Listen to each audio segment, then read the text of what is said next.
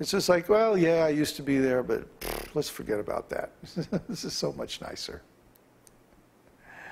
So this is the process. We first of all set the goal, and then we determine the steps leading to that goal, and then we simply do them one after another. It's very simple. But it requires some intelligence. It requires dedication, patience, enthusiasm, and most of all, knowledge. And this knowledge is given in the Vedic scriptures. So you have to read those books. I can't explain everything. We'd be here forever. There's too much to explain. And in the books, it's also presented very nice and systematically. So you should read Srila Prabhupada's books. You can download all this material from our site or read it online. There's so many videos, so many audios, so many books you can read. There's no lack of knowledge. And once you get this knowledge, if you put it into practical use, you get the highest benefit. Because everybody wants to be happy, everybody wants to be satisfied. But happiness and satisfaction are not available in this material world. There's always some defect, because remember, this world is temporary. So even if we get the things we want, we're going to lose them later on. That's just the way it is here. So we have to go back to the spiritual world to really be happy. And this is the process for doing that. So please take advantage. Make your life perfect. Hare Krishna. So now, are there any questions? Just a minute, Vikram. You had your turn before. Let's let somebody else ask questions. I know.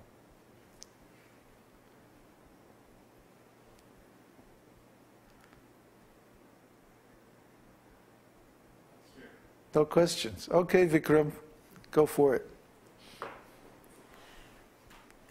If everything's external in the spiritual world, then how do people come like if everything was like first born on the material world and everything's like internal there, like it can never die from the spiritual world, then how did we all get here from the spiritual world?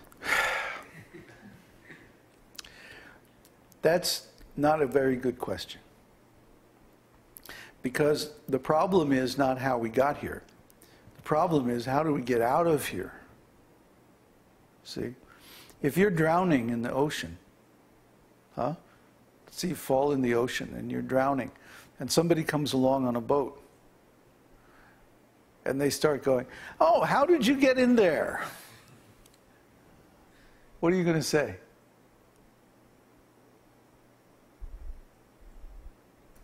Because we fell in there?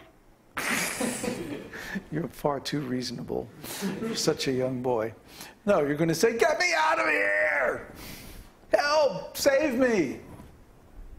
If you're drowning in the ocean, and somebody wants to say, well, please fill out this form in triplicate describing exactly how you fell in the ocean.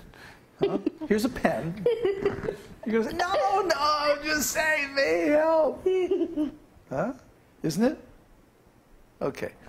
So the question is not how we got here. The question is, how do we get out of here? See? The soul is eternal. Yeah. So before being in this world, we were in the spiritual world. And Srila Prabhupada always said, somehow or other, we fell. And he never wanted to talk about that question, because we don't like to think about those things. We want to think about how to get out. We don't want to think, if somebody has a disease in the hospital, they don't sit there thinking, well, how did I get this disease? You know, it must have been that doorknob in the toilet, you know, or something like that. They don't think about that. They think, how can I get well? How can I get out of here? How can I go home? So that's our condition. We're diseased. We're like in the hospital. We're sick. So how do we get out of here? How do we get well? How do we go back home? That's the question that we should be asking. We already know we're in trouble. We already know we're suffering. So how do we get out of suffering? That's the real question. Yeah, question? Yes, devotional service. There's a question now? Pass the mic.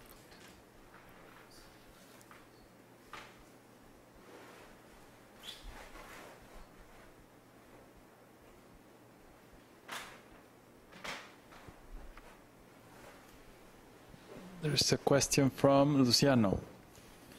Please accept my humble obeisances, Babaji. When one achieves liberation, is it possible to come back and preach to take more souls back?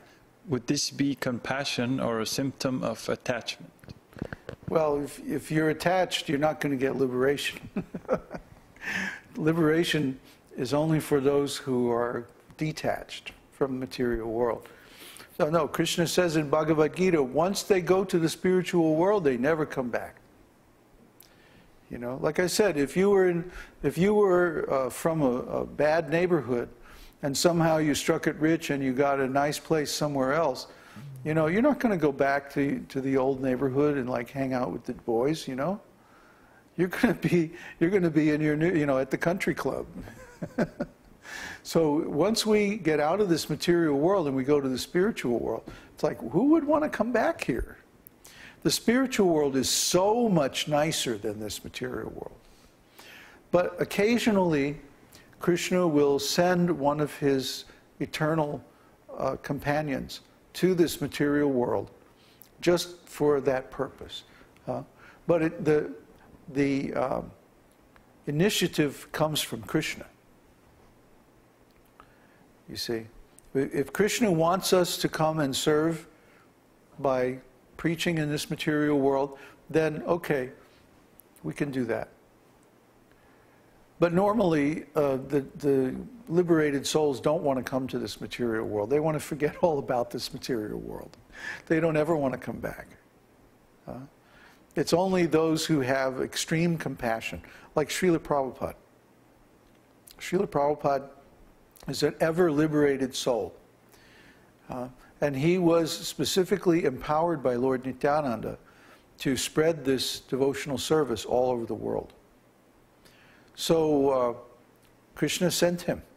And from his very birth, even from his early childhood, he was arranging festivals of Krishna consciousness and so on. So we can understand that Prabhupada was not like us. He didn't ever have that material conditioning. He was always liberated. He was always perfect. It's called Nitya Siddha. Nitya Siddha means literally always perfect, eternally perfect. He never came in under the jurisdiction of this material world. And the symptoms are that he was able to spread this devotional service process all over the world in a very short time, only 10, 12 years. He had hundreds of temples, thousands of devotees, hundreds of books all over the world. It was in so many languages in so many countries. I mean, who can do that unless they're specifically empowered by God? It's not possible for ordinary human being. But generally speaking, the devotees, once they go to the spiritual world, they never come back. Another question? Question from Mother Insi. Please accept my humble obeisances.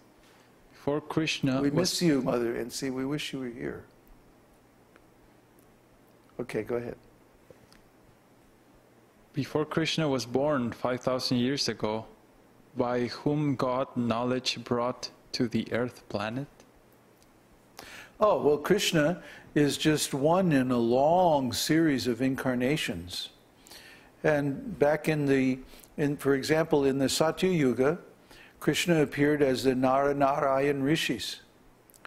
And in Dvapara Treta Yuga, he appeared as Lord Ramchandra. In Dvapara Yuga, he appears as Krishna, and in Kali Yuga, he appears as Chaitanya Mahaprabhu. So in every yuga, on every planet, in every universe, Krishna is appearing at many, many thousands and millions of incarnations. He says, Yada yada hi dharmasya bhakti Glanir bhavati bharata, that I come in every yuga to spread this devotional service. And he also says, I come to protect my devotees and to annihilate the rascals. So he comes again and again and again and again. And then in between the incarnations, you have the disciplic lineage coming down from Krishna or his incarnations through the line of self-realized gurus. And it's not only now that we have this. This parampara has existed since the beginning of the universe. In fact, our lineage is called the Brahma Sampradaya because it comes from Lord Brahma. And Brahma is the first created being in the universe. So that's how old this science is. It's very, very, very old. Nobody can understand this, but it's true.